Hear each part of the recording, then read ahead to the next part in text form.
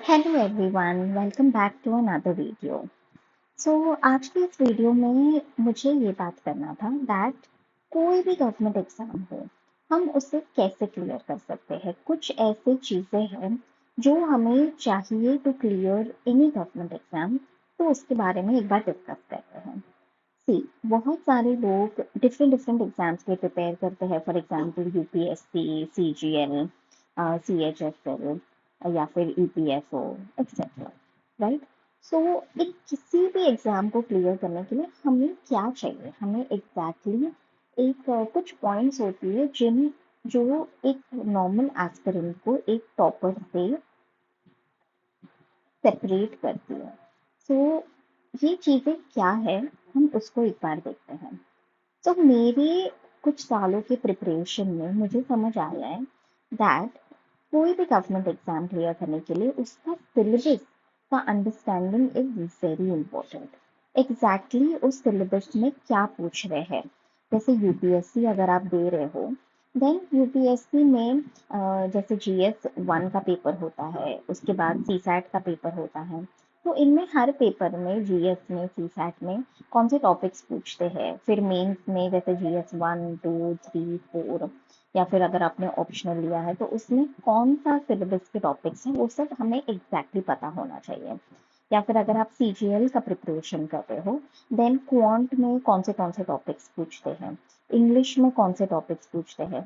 तो इस सब का एक क्लियर अंडरस्टैंडिंग होना बहुत इंपॉर्टेंट है, even before starting the preparation of the government exam.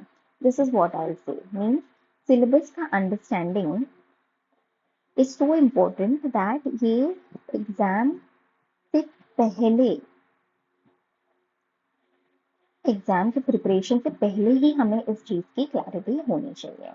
ठीक है। सेकंड जो मुझे लगता है that the most important thing is that you look at the previous year question.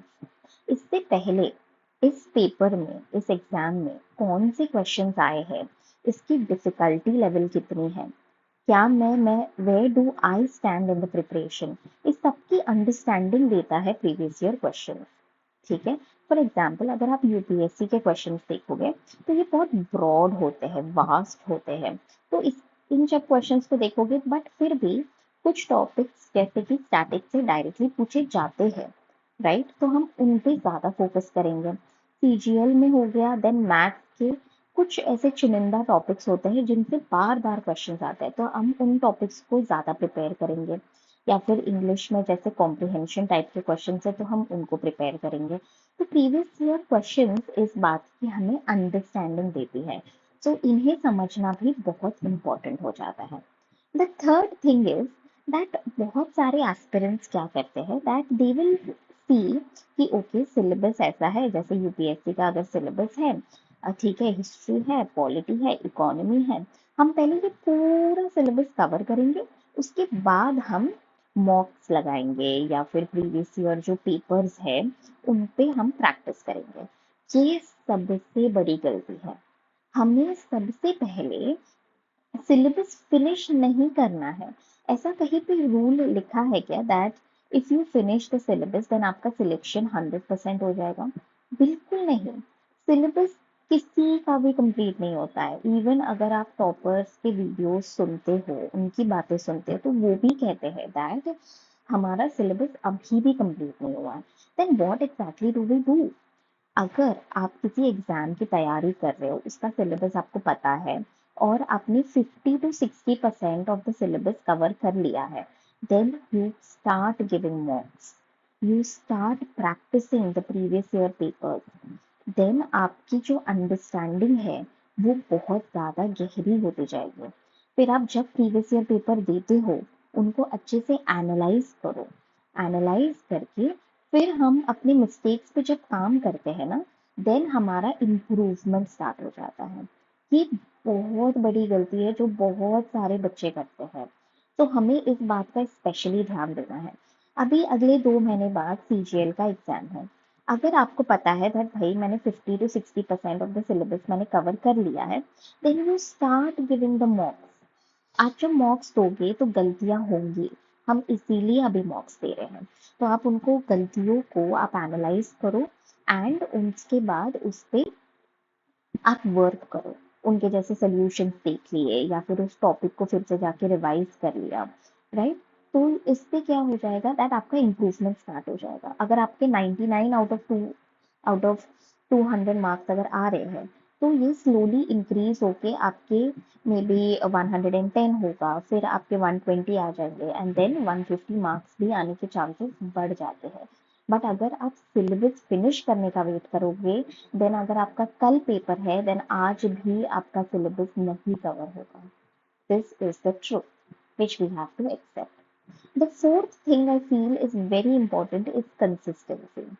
मैंने भी काफी सारे फेलियर्स देखे, उसके बाद मुझे समझ आया दैट कंसिस्टेंसी का पार कितना होता है लाइफ में। And when I started to follow this curve of consistency, things started to change in my life, right? Because consistency से क्या होता है, मे बी अगर आज आपने 4 से 5 घंटे की प्रिपरेशन की, ठीक है, इसको 15-20 दिन तक कंटिन्यू करना, ये भी काफी लोगों के लिए डिफिकल्ट हो जाता है, राइट? बट अगर आप 8 to 9 आवर्स, कुछ एस्पिरेंट्स होते हैं 8 to 9 आवर्स पढ़ेंगे और वो कंसिस्टेंटली पढ़ते ही जाते हैं, every day they'll study, they'll not study maybe for 11 hours 12 hours, but they'll study for a consistent time of 8 to 9 hours. So उससे क्या हो जाता है दैट हमारा जो एफर्ट है वो मल्टीप्लाई हो जाता है, हमें अपनी गलतियां ज्यादा अच्छे से दिखाई देती है, हमारा जो हार्ड वर्क है वो ज्यादा अच्छे से हमें ऑन पेपर दिखाई देता है। जैसे मैंने बोला था, आप मॉक्स लगा रहे हो, आप सिलेबस कंप्लीट कर रहे हो, तो जब आप मॉक्स लगा रहे हो ऑन अ कंसिस्टेंट बेसिस, आपके मार्क्स इंक्रीज होना आपको दिखेंगे, 110 से 150 तक रीच हो जाएंगे। और अगर आप सिलेबस की पढ़ाई कर रहे हो, तो मे बी कुछ सब्जेक्ट्स है जैसे पॉलिटी है, हिस्ट्री है, ये एक दिन में होने वाले सब्जेक्ट नहीं है, मे बी इसको 15 दिन लगेगा, हिस्ट्री को 15 दिन लगेगा। बट आप जब कंसिस्टेंटली करोगे, आपका स्पीड और एफिशिएंसी इंक्रीज होने लग जाता है, राइट? सो ये कुछ पॉइंट्स मुझे लगे दैट किसी भी गवर्नमेंट एग्जाम के लिए this is very important. So just to summarize all these points, you first understand the syllabus of that exam, you go through the previous year questions, syllabus complete करने का आप wait ना करें, और इसके जो मॉक्स है, जो प्रीवियस ईयर क्वेश्चन है, उनका प्रैक्टिस आप स्टार्ट कर दें।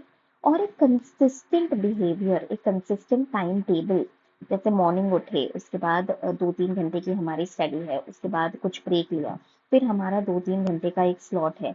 तो इस तरह से हम जब कंसिस्टेंटली प्रिपेयर करते हैं, देन हमारे रिजल्ट्स आने के चांसेस 100% इंक्रीज हो जाते हैं। Okay, so thank you so much. If you like this video, like, share and subscribe. I'll try to make more better videos with better content. So if you like this video, tell me in the comments what is the feedback so that I can improve. All the best. Keep learning, keep writing. Thank you.